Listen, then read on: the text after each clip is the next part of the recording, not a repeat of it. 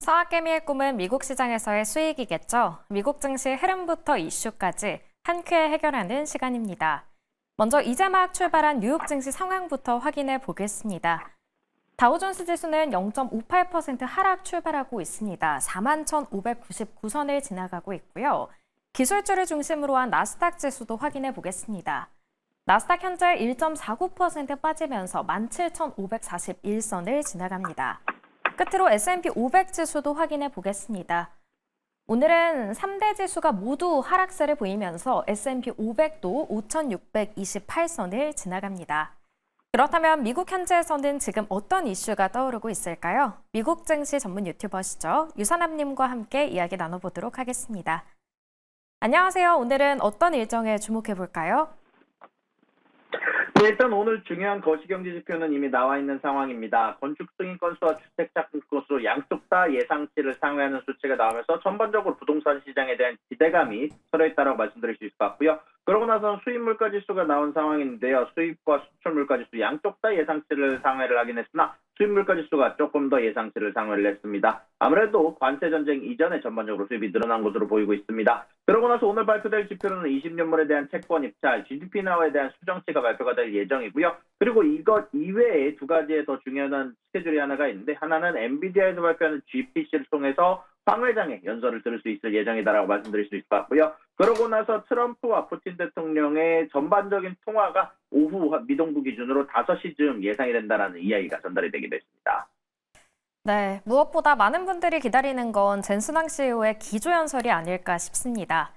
한편 어제 최근 뉴욕 증시에 대한 베센트 재무장관의 발언을 정리해 주셨는데요. 이 경기 침체와 관세와 관련해서 추가적인 내용이 있다고 하는데 관련 내용 전해주시죠. 네, 현재 베센트 재무장관이 오늘도 약 2시간 전에 인터뷰를 하면서 추가적인 발언들을 했습니다. 일단 여러 가지 중에서 가장 중요한 부분들은 경제 상태가 긍정적이다라는 발언인데요.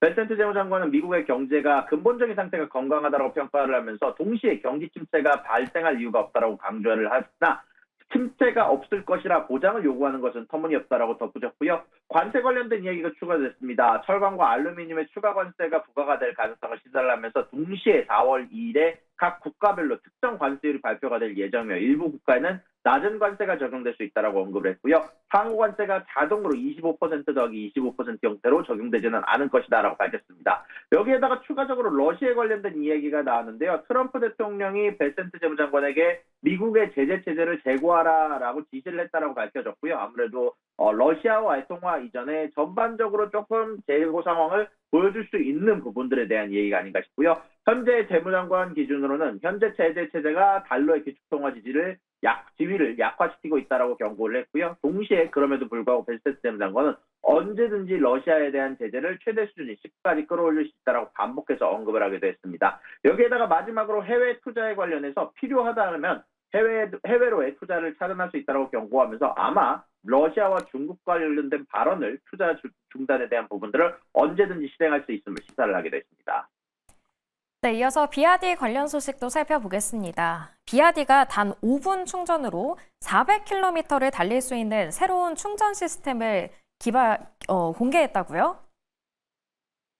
네, 맞습니다. BYD가 5분 충전으로 400km 주행 가능한 배터리 기술을 공개를 했습니다. 중국의 최대 전기차 제조사 BYD가 5분 충전으로만으로도 추가적으로 충전할 필요 없이 400km 주행 가능한 전기차 배터리 시스템 슈퍼 E 플랫폼을 선보였는데요.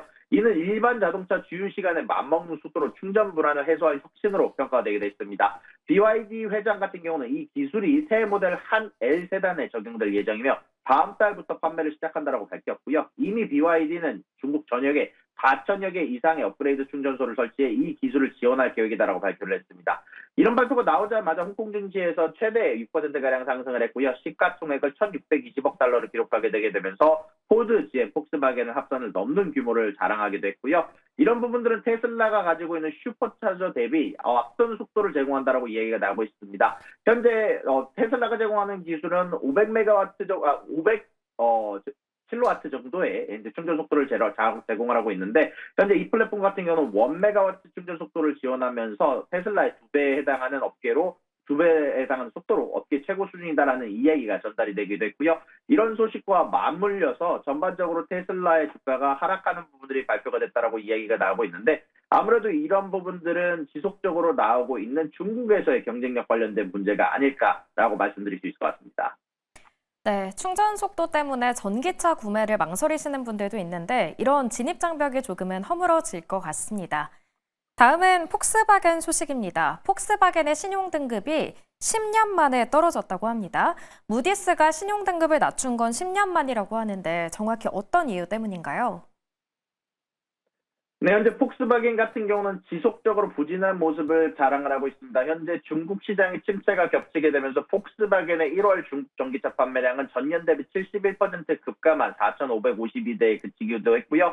여기에다가 추가적으로 자회사 카리아드 같은 경우는 지난해 26억 4천만 달러, 약 3조 8천억 원에 해당하는 영업 손실을 기록하면서 잦은 소프트웨어 오류로 비판을 받고 있는데요. 이로 인해서 폭스바겐 같은 경우는 지속적으로 신용 등급에 대한 하방 압력을 받게 되면서 특히 무디스 같은 경우는 폭스바겐의 신용 등급을 10년 만에 A3에서 Baa1으로 강등시키게 되면서 여기에 대해서 폭스바겐의 주가가 하방 압력을 받고 있다고 말씀드릴 수 있을 것 같습니다. 피치와 S&P 500 같은 경우, S&P 같은 경우는 등급을 유지 중이나 추가적으로 현재 소프트웨어 투자 부담, 중국 경쟁, 그리고 전기차 전환 관련들을 이유로 12개월에서 18개월 된 실적 압박을 전망하면서 무디스 같은 경우는 실적에 대한 하방 압력을 기준으로 현재 신용등급을 강등했다라고 발표가 나왔고요. 피치와 S&P 500 양쪽 다 추가적인 하방 압력이 나올 수도 있다라는 이야기가 전달이 되기도 했습니다. 그러나 폭스바겐 개인적인 문제가 아니다라는 평가가 현재 지배적이고요. 폭스바겐뿐만이 아니라 아우디 같은 경우는 현재 2029년까지 전 세계 직원 중 8%인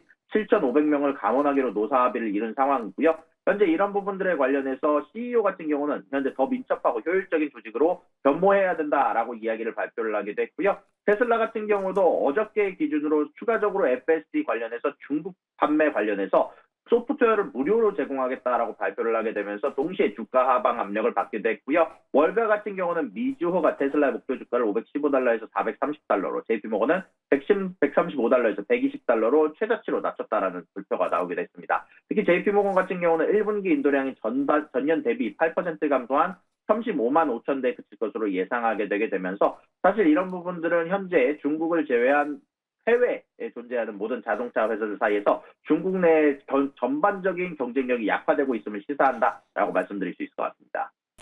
네, 폭스바겐이 지금의 어려움을 어떻게 타개해 나갈지 지켜봐야겠습니다.